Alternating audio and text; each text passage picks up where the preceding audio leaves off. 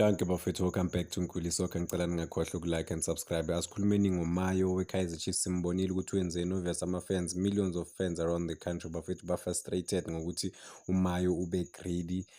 Siyazi ukuthi uyafuna ukushaya ama-goals, but at the same time kumele abe yi-team player, make sure ukuthi uyayi-protector i-team, nanokuthi akubenefit yena nje kuphela ukuba u-Kaizer Chiefs, but kubenefita i-team as a whole. There is no way ku-touchline bafethu wenze lento ayenzile, but-ke manje wonke amehlo azoba athe kuye each and every game. Wenza amaphutha uyohlezi akhunjuzwa leya moment le, asazi ukuthi uzokwazi ukuyihandlela yonke leyo pressure leyo ezoza, nokuthi wenze iphutha laphana.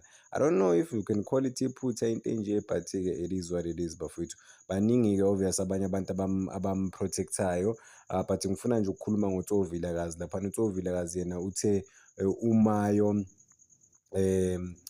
uyi-striker, so uyi-natural striker, so ufuna ukushaya amagoli. Uthi naye uTsho Vilakazi uke wayenza lento lena, but lucky enough ukuthi yena beka onside. uMayo-ke not lucky enough for yena because beka offside, and then uRune a big moment for i-Kaizer Chiefs. i-Kaizer Chiefs ngabe ihambe nayo yonke i-3 points.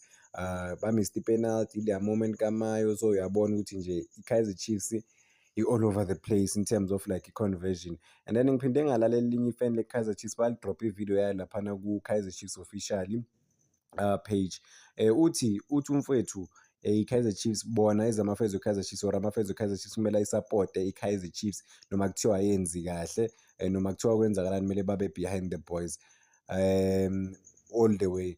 But at the same time kumele bafowethu sikwazi ukwamela amaqiniso sithi as much as amaphutha enzeka, but iphutha phela you can't have iphutha for 2 years 3 years. Kaizer Chiefs na last season beyinale nkinga le yokuthi ithola ama-opportunities but ingawa-convert. Already this season yet again still i-problem efanayo, they get so many opportunities but abawa-convert, abawathathi, abawakori lama-opportunities. So even nalaba they want good things for i-Kaizer Chiefs, but you can't have like same problems as last year. And the sad thing about Kaizer Chiefs overall ukuthi bamista noma bageja ama-opportunities are obvious. La obvious ukuthi bawakore bayawageja.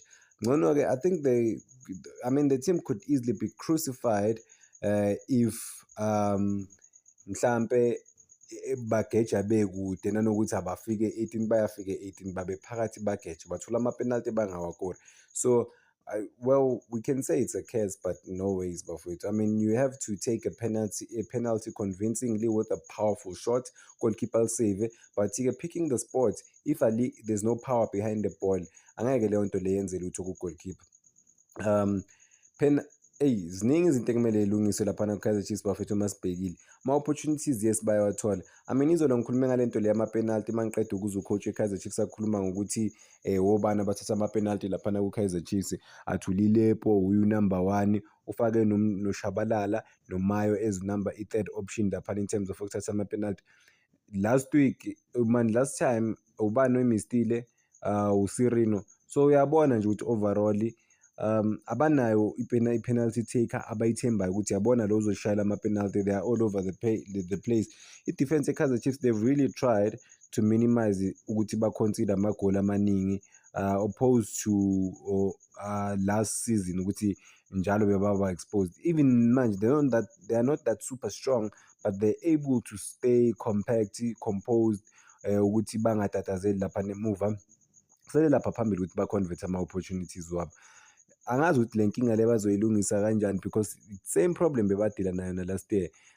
Yabona bayadlala uku-create ama-opportunities ukuya laphana phambili, but-ke mase kufika laphana phambili bafethu kuba ne-bit of disconnect la sibona khona i-Kaizer Chiefs engekho too convincing eboxini or ku-final third.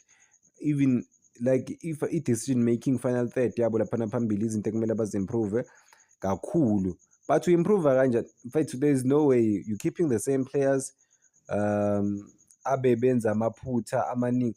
Besicabanga ukuthi inkinga ye-Kaizer Chiefs uShiva Viro. Niyakhumbula bafowethu besicabanga ukuthi hawo uShiva Viro ayikho indaba yabo bayageja, but baningi now uShiva Viro was part of yonke le team le, wonke lama-players lawa agejayo, because wonke umuntu odlala lapha phambili. Imagine this season uThulilepo segeje kawungaki, there was uDuba naye ugeje kawungaki. there was khona ngeke ngilikhohleke la kaDuba bafethu ukuthi bayiwina igame yakhona first 3 games of the season wathola i-golden opportunity.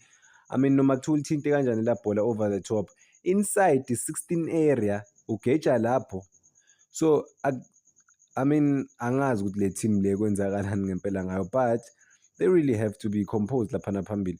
Angazi ukuthi maybe they are feeling the pressure of ukudlalela i-Kaizer Chiefs. Abanye sokunesikhathi baku-Kaizer Chiefs but abajwayeli ukudlalela i-Kaizer Chiefs because ama-fans laphana kuma-stands awadlala ayayifaka i-pressure, but it's not of i-pressure ebad, i-pressure yokuthanda i-team, i-pressure yokufuna i-team ukuthi i-deliver ama-results a-good, i-pressure yokuthi overall they wanna do good, they wanna compete on the South African, on the domestical competitions, and then they wanna compete on the continental level.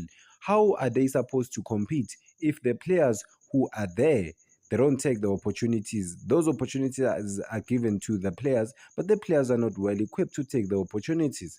So abo-coach bayablame, kufana no-coach Nabi bawublame isizini yonke, but now ama-player ageja ama-golden opportunities. Ungamblame kanjani ku-coach if ama-player wathatha ama-chance wayo bafethu? I mean ama-miss kangaka, ama-penalty miss, i-disconnect yaboMayo ukuthi ufuna ukuqedelela ibhola selingenile already. I mean ezinye izinto ufuna ukutshontsha igoli lomunye umuntu, but ngimncomile izolo bafethu uNgcobo. I mean yabo noma kuba ne-disconnect ku-Kaizer Chiefs laphana ku-final third, I mean uNgcobo has really raised his hand ukuthi abonise abantu ukuthi ubaluleke kangakanani ku-Kaizer Chiefs. Nanokuthi umuntu akalahlwa, siyazi ukuthi maybe bamtshela ukuthi hayi mfana mawunga-improve uyahamba-ke manje ngoba i-game time akanayo that much, and naye usekavukile emaqandeni. Uyabona o-Happy Mashane, uZwane ukuthi babalonile laphana ku-Kaizer Chiefs, uyabona ukuthi eyi kuyashuba-ke manje. Namanye ama-youngsters ubani omunye abamlonile, laba abanye babuya ku-DDC team babapromothile but they went back to DDC team, bathi ngeke babalone ama-player wabo, bazofuna ukudlala nge-style sabo, so ukuthi ama-player laphana ku-Kaizer Chiefs bangavele bawahambise overall, bawadevelophe ku-system yabo, balinde isikhathi esi-right ukuthi ama-player aqale ukudlala overall laphana ku-Kaizer Chiefs. So they would rather send them back to DDC badevelophe, baqhubeke nge-development yabo than ukuthi bevele bahambise ama-player aye kuma-loan. I don't know if that's a great idea overall, but I mean if they believe ukuthi into ezobasebenzela, they have to go for it overall. Yeah, it's not gonna be an easy season. My expectations makhulu. Well, it's never an easy season for Kaizer Chiefs, but you have to build the confidence from first few games. I mean, first 5 games they really build the confidence, and then number 6, number 7, number 8, the confidence. Yawa, boo, pants. How will they regain the confidence level by building overall ukuthi badlale kahle, ukuthi ba deliver ama good results? Because they are not a bad team, bafowethu.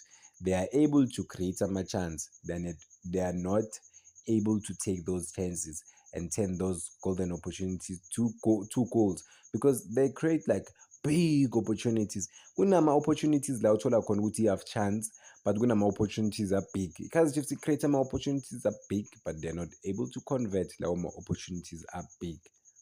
Hayi omunye ngathi izinto zabantu, kodwa-ke liyagenqika ibhola, ama-matches maningi kakhulu. I mean they've really dropped kuma-log standings after leading laphana. Will they ever go back on top? I guess we'll never know, because Orlando Pirates basemuva kwayo, and Orlando Pirates aselelwa ama-games in hand.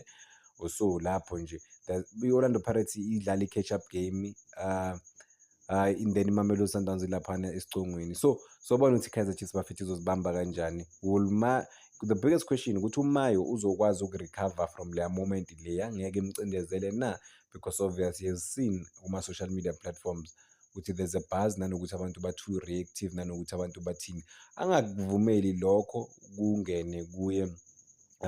He's a good player, but at that moment he was selfish, but he can recover season inde. And enye into ekumele sikhumbule bafethu ukuthi uMayo ukulone ku-Kaizer Chiefs, kumele aziprove ukuthi Kaizer Chiefs imthenge permanent. Asazi ukuthi uzokwazi ukuziprove ukuthi leya moment izobulala i-career yakhe Kaizer Chiefs, or uzobuilda from lapho, abe motivated ukuthi manje ufuna ukuprova more and more ukuthi uyadeserve ukuba laphana ku-gold and black. It's not gonna be an easy task obviously, but if i-mindset yakhe ku-right space, uzokwazi ngempela ukuphusha abuye egaming strong. Maningi kakhulu ama-game. He's a proven goal scorer ku-Betway Premiership or ebholeni lase-South Africa overall, but can he come back? That's the question. Danko bafethu, ngicela ningakhohlwa ukulike ni-subscribe.